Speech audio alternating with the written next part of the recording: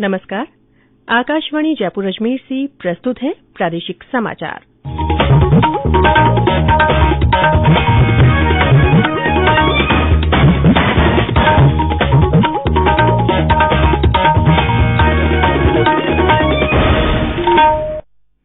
मुख्य समाचार। प्रदेश में कल लगभग 1.25 लाख लाभार्थियों ने ली कोरोना वैक्सीन की पहली डोज। एक ही दिन में अब तक की सर्वाधिक संख्या। अंतर्राष्ट्रीय मातृभाषा दिवस के अवसर पर प्रदेश में राजस्थानी को प्रोत्साहित करने के लिए होंगे अनेक कार्यक्रम।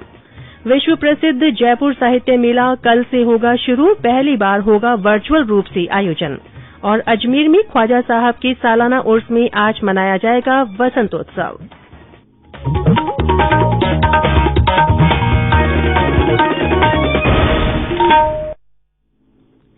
समाचारों के साथ मैं रितिका गुप्ता। कोविड-19 महामारी के खिलाफ देश एकजुट होकर लड़ रहा है। आप भी हमारे साथ सुरक्षा और बचाव के 3 आसान एहतियाती उपायों का संकल्प लें। मास्क पहनें, 2 गज की दूरी है जरूरी, सुरक्षित दूरी बनाए रखें, हाथ और मुंह साफ रखें। और अब समाचार विस्तार से। प्रदेश में कोविड-19 टीकाकरण अभियान में एक ही दिन में रिकॉर्ड 1,22,367 लाभार्थियों को पहली डोज दी गई। कल अभियान में 1,22,030 फ्रंटलाइन वर्कर्स और 337 हेल्थ केयर वर्कर्स को टीका लगाया गया। इनमें करीब 1,22,000 लोग पंचायती राज संस्थाओं के कर्मचारी हैं। चिकित्सा और स्वास्थ्य सचिव सिद्धार्थ महाजन ने बताया कि दिन के तय लक्ष्य का करीब 95% हासिल करने में विभाग ने सफलता अर्जित की है। स्वास्थ्य सचिव के अनुसार कल 687 स्वास्थ्य कार्यकर्ताओं को वैक्सीन की दूसरी डोज भी दी गई। राज्य में अब तक लगभग 7.5 लाख लाभार्थियों को वैक्सीन की पहली डोज दी जा चुकी है, जबकि दूसरी डोज लेने वाले लाभार्थियों की संख्या 15,334 है। श्री महाजन के अनुसार प्रदेश में टीकाकरण अभियान के तहत अब तक लक्ष्य का करीब 71% हासिल कर लिया गया है। झालावाड़ से हमारे संवाददाता ने बताया कि कल 99.38% लक्ष्य हासिल कर टीकाकरण में जिला पूरे प्रदेश में पहले स्थान पर रहा है।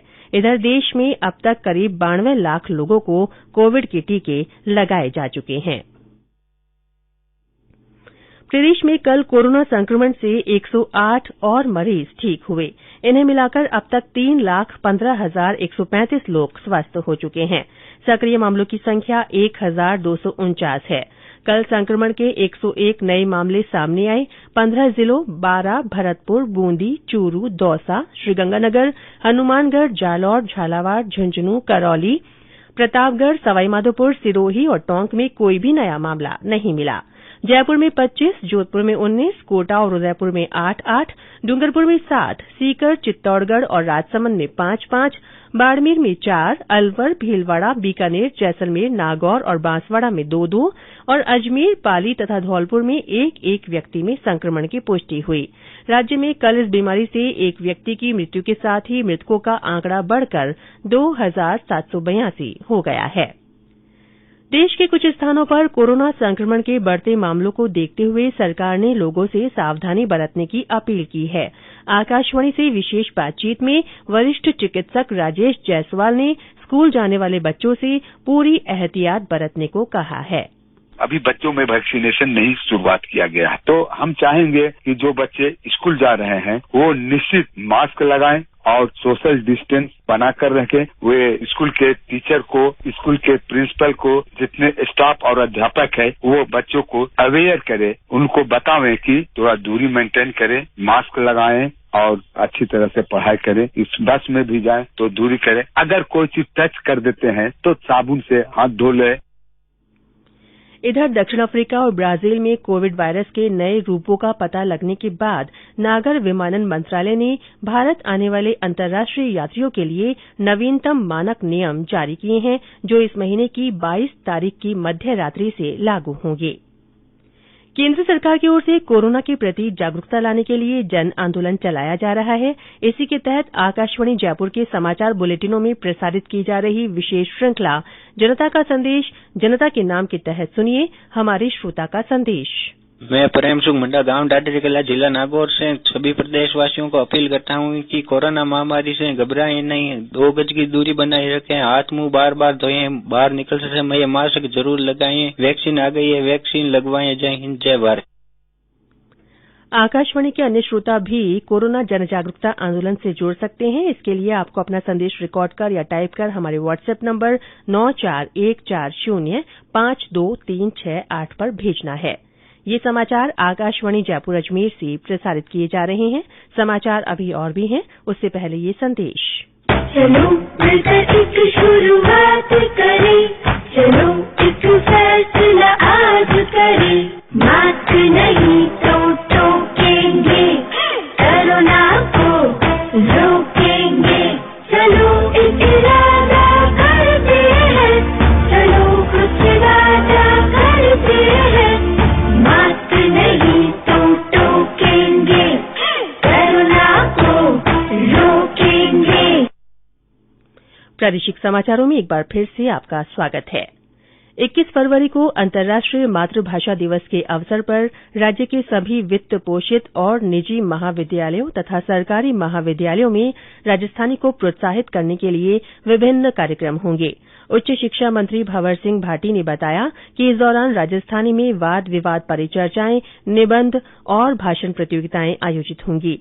श्री भाटी ने कहा कि राजस्थानी की समृद्ध सांस्कृतिक विरासत और गौरवमयी परंपरा को समाज के हर तबके तक पहुंचाने के प्रयास राज्य सरकार की ओर से किए जा रहे हैं। केंद्रीय मंत्रिमंडल ने दूरसंचार क्षेत्र के लिए उत्पादन से जुड़ी प्रोत्साहन योजना को मंजूरी दे दी है। कल मंत्रिमंडल की बैठक के बाद इलेक्ट्रॉनिकी और सूचना प्रौद्योगिकी मंत्री रविशंकर प्रसाद ने संवाददाताओं को बताया कि इस योजना के लिए 1,21,95 करोड़ रुपए मंजूर किए गए हैं। इससे 40,000 लोगों को प्रत्यक्ष और अप्रत्यक्ष रोजगार मिलेगा। इस योजना का लक्ष्य भारत में दूरसंचार और नेटवर्किंग उत्पादों के विनिर्माण को बढ़ावा देना है। प्रदेश में आज से सहायक वन संरक्षक और वन रेंज ऑफिसर ग्रेड 1 पदों के लिए परीक्षा आयोजित की जा रही है। 26 फरवरी तक आयोजित होने वाली परीक्षा के लिए कुल 182 परीक्षा केंद्र बनाए गए हैं। आध्यात्मिक गुरु रामकृष्ण परमहंस की आज जयंती है। केंद्रीय मंत्री नितिन गडकरी और मुख्तार अब्बास नकवी ने उन्हें श्रद्धासुमन अर्पित किए हैं। विश्व प्रसिद्ध जयपुर साहित्य मेले का 14वां संस्करण कल से शुरू होगा।